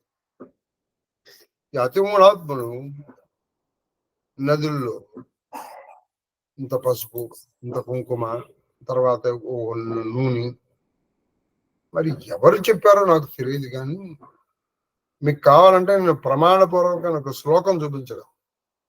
కొన్ని చోట్ల దీపారాధన చెయ్యకూడదు అని, అందులో గంగానది. మరి ఇది ఎవడు చెప్పాడు? గంగానదిలో దీపం వదిలేస్తే అంటే అతి తక్కువ కాలంలో ఎక్కువ పుణ్యం ఇలా వచ్చేయాలి. నదిలో దీపం ఏంటండి? పోనీ నదికి పక్కగా ఆ నదిని ఆరాధించి దీపం చేసామంటే ఒక అర్థం. నదిలో దీపారా? ఆ నూనె ఏమవుతుంది? కాబట్టి ఇక్కడ ధర్మం వచ్చేసేటప్పటికి ఏం జరుగుతుంది? ఒకటి చేస్తాడు, దాని పక్కన ఇంకోడు, దాని పక్కన. కొన్నాళ్ళకి ఏం జరుగుతుందంటే అసలు నదికి ఏం దీపారాధన దగ్గర వచ్చావా? అసలు ధర్మాన్ని ఎగతాళి చేయాలి. ఎగతాళి చేయడం కాదు, అసలు ధర్మం మరుగున పడిపోతుంది. అసలు ధర్మమే అధర్మంగా కనిపిస్తుంది. అసలు ధర్మం అధర్మంగా కనిపిస్తుంది. కొన్ని వందల ఎగ్జాంపుల్స్ చెప్పగలను మనం పాటించాలి. కొన్ని వందలు. అసలు ధర్మం మనుగడ పడిపోయి లేనిపోయిన ధర్మాలనే బయటకు వచ్చాయి. నేను చెప్పాడు వాడు భీష్ముడే మొత్తుకున్నాడు. ఆయన చెప్తేనే ఎవడేంటి, నేను చెప్తే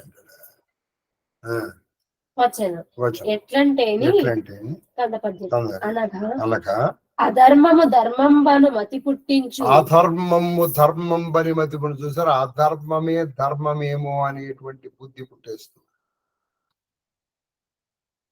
ఇప్పుడు నీకు అందుకే మీకు ఎగ్జాంపుల్ ఆ గంగలో వదిలితే అది ఎంత దూరం వెళ్తుందో, అది ఎన్ని మీటర్లు వెళ్తుందో అన్ని కోట్ల రూపాయలు మనకు వస్తాయని వాడు చెప్తాడు.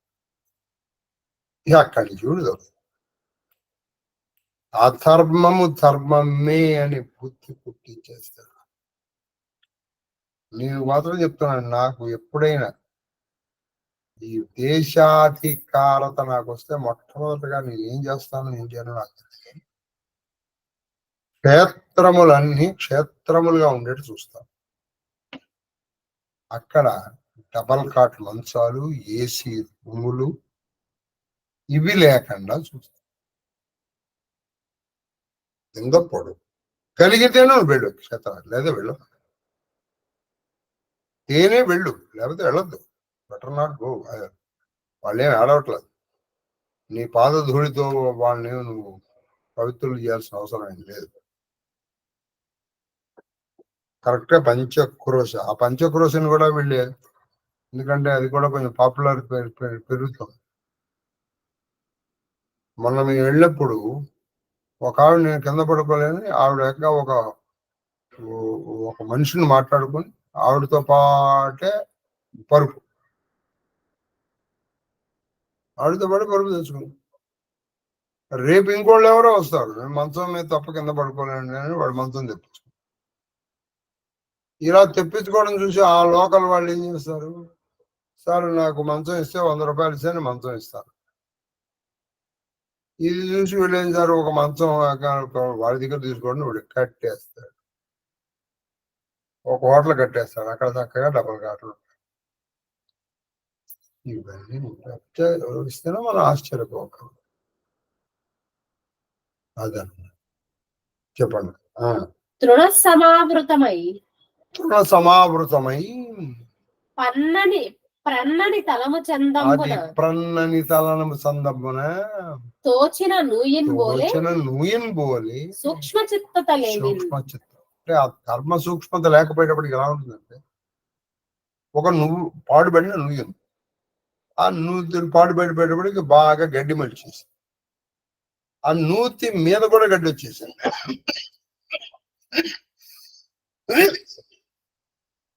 నూతి మీద కూడా గడ్డి వచ్చేసింది. నువ్వు సరిగ్గా తెలియకపోతే అది మొహం గడ్డి అనుకుని మామూలు అనుకుని ఆడబెడతావు, కాలు వేస్తే కింద పడిపోతుంది తెచ్చుకో. కరెక్ట్, ఏం ఎగ్జాంపుల్ చెప్పాను.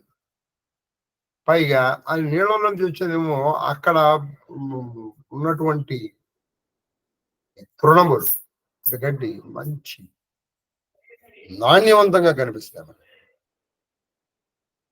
కాబట్టి చాలా మంది పశువులు అవి అది కూడా మామూలు భూమి అనుకుని అక్కడికి వెళ్ళి పడిపోయి చనిపోవడం మనం చూస్తాం.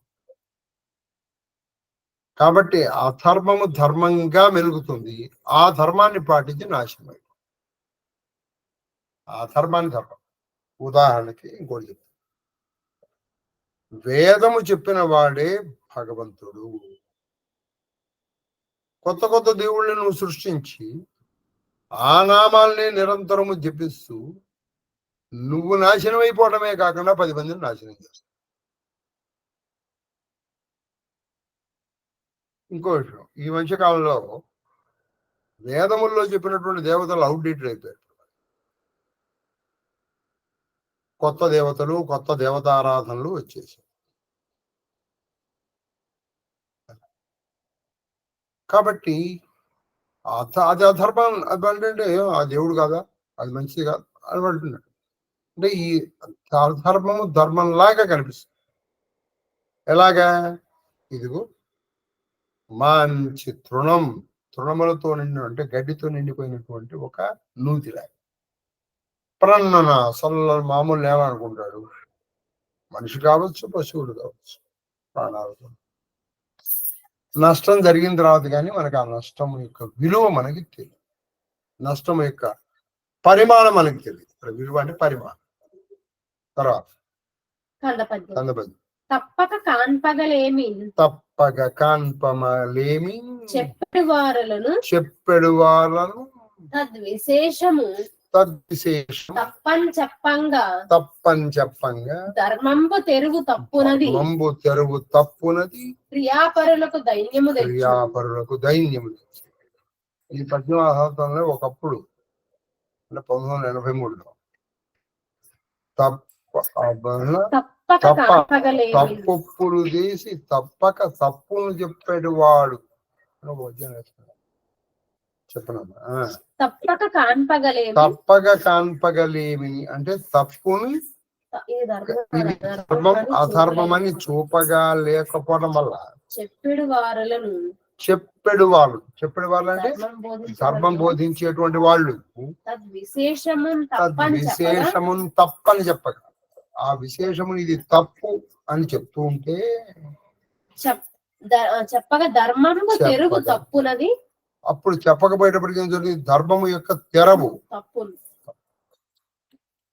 కాబట్టి ఇక్కడ కూర్చున్నటువంటి వాళ్ళు ఏం చేయాలి, నిర్మోహమాటంగా ఇది తప్పు ఇది ఒప్పు అని చెప్పగలిగిన వాడే ప్రవచనం చెప్పాలి.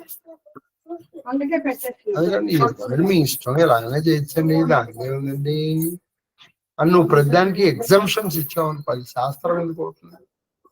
శాసన పూర్వకముగా చెప్పేదాన్ని శాస్త్రము అంటారు. శాసన పూర్వకంగా చెప్పేదాన్ని శాస్త్రం, నీకు అనుకూలంగా చెప్పేదాన్ని శాస్త్రము అనరు. చాలా చక్కటి మాట అన్నా. తప్పక కాన్పగలేమిని అంటే ఇది తప్పు, ఇది ధర్మం, అధర్మమని సరిగా చూపలేకపోవడం అంటే చెప్పలేకపోవడం వల్ల. చెప్పేడు వాళ్ళను అంటే ధర్మబోధ చేసేవారు అంటే చెప్పేడు వారు ఇది ధర్మం, ఇది అధర్మం అని కేటగారికల్ గా డివైడ్ చేసి చెప్పలేకపోవడం వల్ల విశేషము తప్పని చెప్పగా అంటే ఆ ధర్మము యొక్క ఘనత తప్పని ఆ ధర్మం యొక్క గొప్పతనమై చెప్పేటప్పటికి ధర్మము జరగదు. ఇప్పుడు చాలా మంది కొంతమంది ఉన్నారు, ఏదో ఒక టైంలో నేను సంధ్యావందనం చేస్తే సరిపోదు అంత ఆయన చెప్పాడండి, నేను లేచి 12ంటికి లేచి 1 గంటకి లేచి నేను అప్పుడు నాశనం అయిపోయింది. కాబట్టి ప్రవచనం చెప్పే ఆయన అభిప్రాయాలు చెప్పకూడదు, బాగా గుర్తుపెట్టుకోండి. ప్రవచనకారులకి ఇది హెచ్చరిక, ఇది నిజంగా మీరు ప్రచారం చేయాలి. ఠాకూర్ సినిమాలో చెప్పినట్టు కనీసం మీరు ఇంకొకళ్ళకన్నా చెప్పాలి. పెద్ద పెద్ద ప్రవచనకారుల దగ్గరికి ఇది వెళ్తుంది. ప్రవచనకారులు వారి అభిప్రాయాల్ని వాళ్ళకి చెప్పకూడదు. అభిప్రాయాలు చెప్పావు అనుకోండి, ఆయనకి ఫాలోయర్స్ ఉంటారు, అది ఫాలో అయిపోతారు.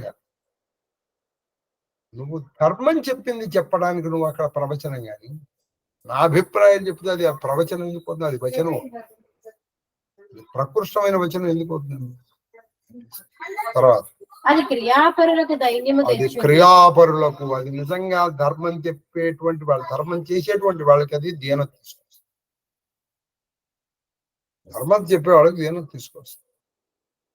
ఏంటండి వీడు ఇలా ఉంటాడు ఈ రోజుల్లో కూడా, అలా ఉండక్కర్లేదండి. మనకి భక్తి ముఖ్యం. అయిపోయింది, నాశనం అయిపోయింది. తర్వాత కావున ధర్మంబు సూక్ష్మ ప్రకారం. ధర్మం అనేది చాలా సూక్ష్మం. అది ధర్మపరుల నుంచి నువ్వు వినాలి. ప్రతి వాడు అండి చొక్కాకి గుండీలు పెట్టుకోవడం రాని వాడు కూడా ధర్మం చెప్పేస్తాడు. అది చొక్కాకి గుండీలు సరిగ్గా పెట్టుకోలేని వాడు కూడా ధర్మం చెప్పేస్తాడు. శృతము పరిత్యాగము గల మతిమంతుల నడుగు లోభ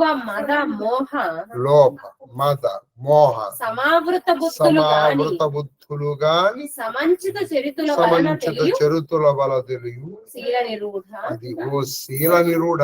ధర్మం నువ్వు ఎవరి దగ్గర నుంచి తెలుసుకోవాలో చెప్తుంది. మళ్ళీ చెప్పు. శృతం అంటే వాడు చక్కగా వినుండాలి, వాడు పెద్దల దగ్గర నుంచి ఉండాలి. వాడు ఏదో 4 పుస్తకాలు చదివి వాడు ఒక అభిప్రాయం ఏర్పరచుకుని వాడు కొత్త అభిప్రాయం రాయకూడదు. పరిత్యాగం, అవసరమైతే త్యాగం చేయగలిగి ఉంటాయి. అవసరం కాదు, ముందర నువ్వు వదిలేయగలిగి ఉంటాయి. ఆయన ఒక్కటి వదలటం లేదు, మన అన్ని వదలమంటే మనం ఎవడు వదులుతాడండి? ఆయన విలాసాలు కానీ ఆయన భోగాలు కానీ ఏమీ వదలట్లేదు, మనం వదలమంటాడు. ప్రవచనంలో వదులుతాం మనం? సరే మాస్టారు, అదే తరగతి కానీ ముందర మీరు వదిలి చూపించండి. కాబట్టి నువ్వు ఆయన వినుండాలి, తెలుసుకున్నవాడై ఉండాలి, త్యాగ నిరత కలిగి ఉండవాడే ఉండాలి. మతిమంతులు అంటే బుద్ధి తెలివి కలిగినటువంటి వాళ్ళని అడిగి తెలుసుకోవాలి. అది అడుగు. అప్పుడు నువ్వు ఏం చేయాలి? నీలో ఉన్నటువంటి లోపము, మదము, మోహము, సమావృత వృత్తులు అంటే ఈ మద మోహ మాత్సర్యములు లోభములు లేనటువంటి మనసు కలిగినటువంటి వాళ్ళు అటువంటి సమంచిత గొప్ప చరిత్రల వల్ల ధర్మం తెలుసుకోవాలి. అంతే నువ్వు ప్రతి వాడి దగ్గర నుంచి ధర్మం తెలుసుకున్నావు అనుకోండి, వాడు అలాగే చెప్తాను. వాళ్ళు చెప్పిన ధర్మం ఎందుకు అవుతుంది? వాళ్ళు ఎవరైనా కదా, ధర్మశాస్త్రం చెప్పింది ధర్మం అవుతుంది, నేను చెప్పిన ధర్మం అవుతుంది. అందుకే నువ్వు ప్రతిదానికి ప్రమాణం చూపిస్తాడు. ప్రతి దానికి ప్రమాణం చూపించాలి. ఈ ప్రమాణం చూపించకుండా మీరు ఇలా ఉండకూడదు, ఇలా ఉండాలి, ఇలా ఉండాలి, అలా ఉండాలి అని చెప్పిన ఎవడు తర్వాత కామార్థంబులు. ఇప్పుడు ఇంకా చెప్తున్నారు కామార్థం మోహోద్దామక కృత్యంబులని యదన్గని ధర్మస్తోమమున తగులు జనములచే మేలుగా నెరిగికొను సిద్ధ వివేక అంటే గొప్పమైనటువంటి వివేకం కలిగినటువంటి ఒక ధర్మరాజా, కామార్థములు అంటే నువ్వు కోరికతో చేసే కామము అర్థములు ఈ రెండు కూడా మోహోద్దామక కృత్యములు అంటే మోహాన్ని కామము గాని అర్థము గాని. ఇప్పుడు ధర్మ అర్థ కామ మోక్షాలు ఈ ధర్మాన్ని పక్కన పెట్టాయి, సరే మోక్షాన్ని కూడా పక్కన పెట్టాయి. అర్థ కామములు అంటే కామార్థములు ఇలా రాశారు.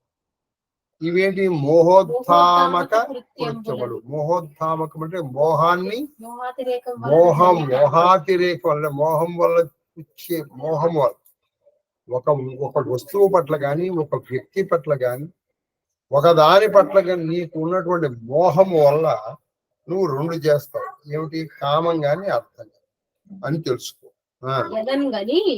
మనసులో తెలుసుకొని ధర్మస్తోమమున తగులు జనములతో ఓహో ఈ అర్థకామములు మోహోత్థామక కృత్యములని తెలుసుకున్నటువంటి ధర్మాన్ని మాత్రమే పట్టుకున్న జనుల వల్ల మేలు. ఖచ్చితంగా ధర్మాన్ని తెలుసు.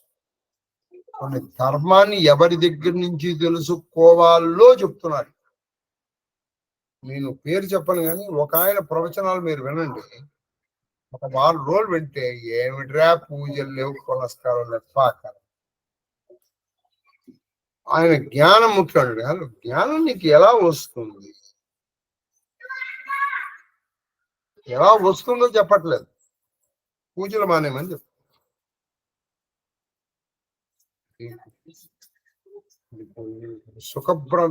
శుకుడు లాంటి వాడు కూడా భాగవతాన్ని చెప్పాడండి. శుకుడు ఎటువంటి వాడు? పరమ నిరంతరం బ్రహ్మమునందే చరించేటువంటి శుకుడు కూడా భాగవతాన్ని చెప్పాడు. భక్తి జ్ఞానం వచ్చిందని భక్తి వదిలేదని చెప్పలేదు. ఎక్కడ భక్తి చేయొద్దని కూడా చెప్పలేదు. పైగా జ్ఞానానికి ఏమిటండి గీటురాయి? నువ్వు జ్ఞానవంతుడివి. ఎలా ఏమిటి గీటురాయి చెప్పండి? నీకు నువ్వు అనుకున్నావు అనుకో, అహంకారము తీసేయి, అసలు జ్ఞానమే లేదు. కానీ 10 మంది అన్నారు, వీడికి అహంకారం వచ్చేసింది.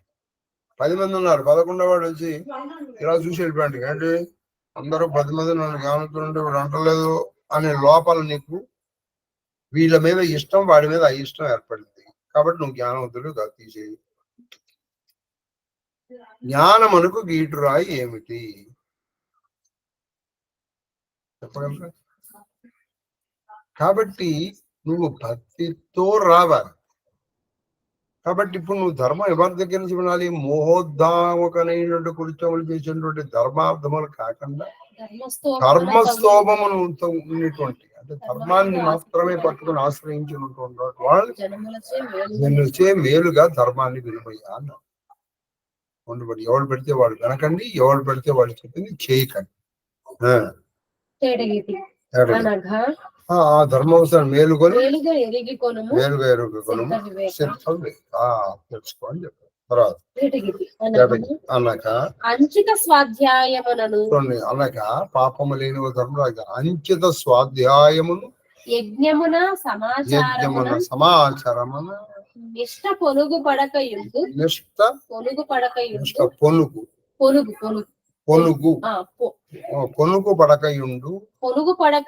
నెవ్వారలకు వారలోపి నడపు నదియ పలుము ధర్మము సూక్ష్మ పదము కాగా. అయ్యా ధర్మం ఏవది అని చెప్తున్నారు.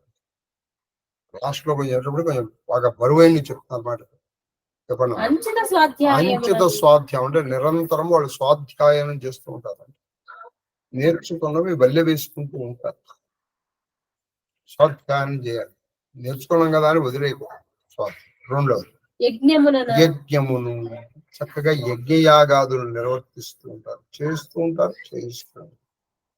3 సమాచారం అంటే చక్కగా తెలుసుకున్నవి ఆచరిస్తూ ఉంటారు, అనుష్ఠిస్తూ ఉంటారు. తెలుసుకున్నవి తెలుసుకోవడానికి కాదు, ఆచరించడం. తెలుసుకున్నవి ఆచరించడం. బారెడు పొద్దెక్కే వరకు పడుకోకూడదు కానీ ప్రతిరోజు నేను అదే చేస్తున్నాను. ఇంకెందుకు చేసుకోవడం? సూర్యాస్తమయములందు తినకూడదు కానీ నేను అదే టైంలో తింటూ ఉంటాను. ఇంకెందుకు తెలుసుకోవడం? కాబట్టి నువ్వు యజ్ఞములు యాగాలు చేస్తూ ఉండాలి, తెలుసుకున్నది ఆచరిస్తూ ఉండాలి, తెలుసుకున్నది ఆచరిస్తూ ఉండాలి, యజ్ఞయాగాలు చేయాలి, స్వాధ్యాయం చక్కటి స్వాధ్యాయం చేస్తూ ఉండాలి. నిష్ట పొనుగు పడక వీటి యందు నిష్ట నీకు పొనుగు పడకూడదు. పొనుగు పడటం అంటే మరుగు పడకన్నా అంటే ఎవరైతే ఇలా ఉంటారో వాళ్ళు ఆచరించేదాన్ని, వాళ్ళు నడిచేదాన్ని ధర్మ సూక్ష్మం అని తెలుసుకోవాలి. అది తర్వాత 8:50 ఉందా? ఇంకా 10 నిమిషాలు ఉంది. ఇప్పుడు నువ్వు ఎన్నోది? ఇక్కడికి 414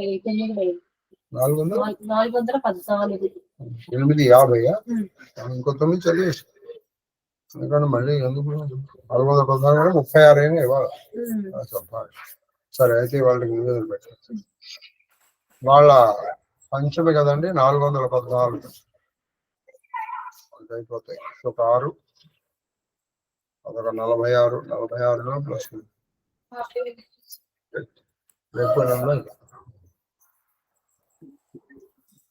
నాకు కూడా కొంచెం చెప్పండి.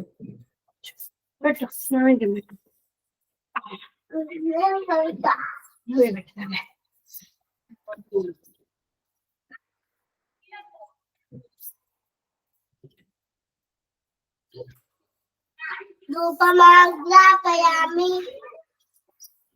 సాక్షాత్ దీపం దర్శయామి ధూప నీరాజన శుద్ధ ఆచమయం సమర్పయామి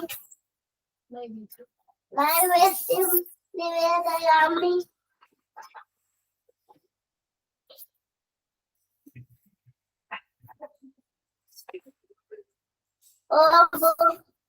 ఓం భూర్భువః సర్వచైతన్య రూపాంత మాజ్ఞా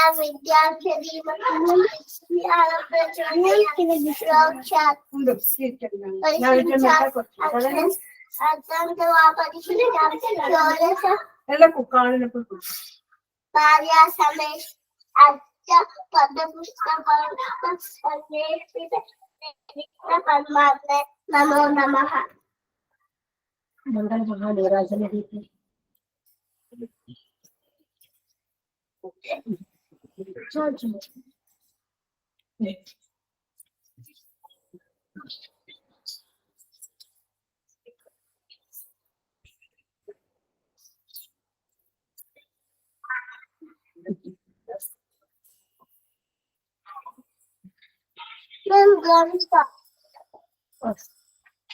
శ్రీ కృష్ణ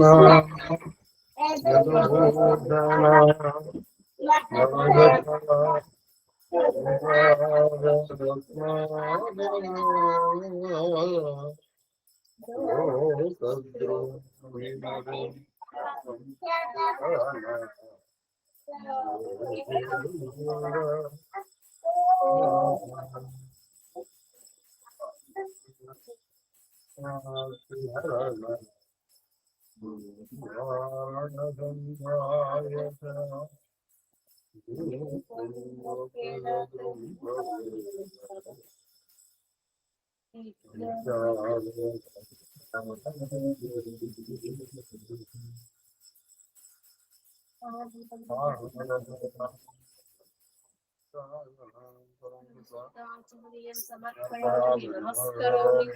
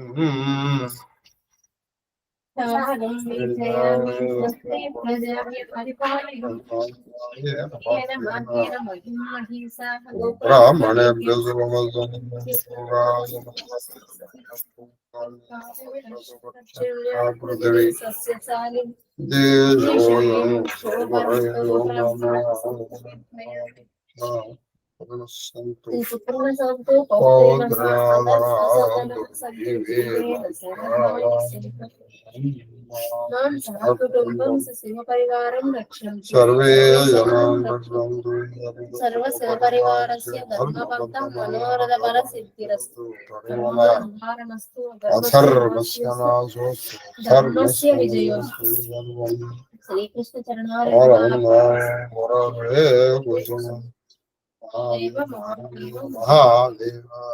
మహాదేవ మహాదేవ మాస్టరు మహాదేవ మహాదేవ మహాదేవ మహాదేవ మహాదేవ మహాదేవ శాస్త్రి గారు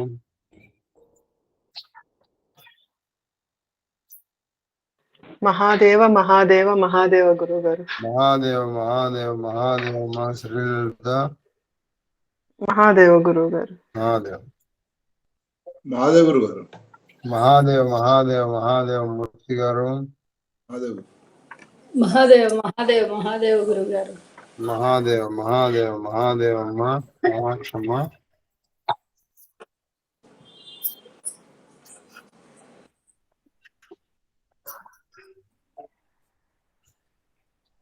తమ్ముడు గారు ఉదయసరస్సు నమస్కారం. అమ్మా అక్కగారు మహాదేవ మహాదేవ మహాదేవ మహాదేవ మహాదేవ మహాదేవ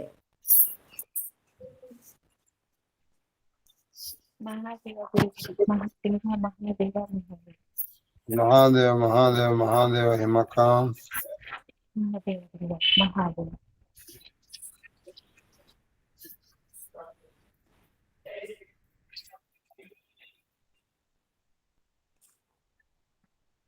ఆప్షన్ మీరు ఆప్షన్ జపం చేసుకుంటాం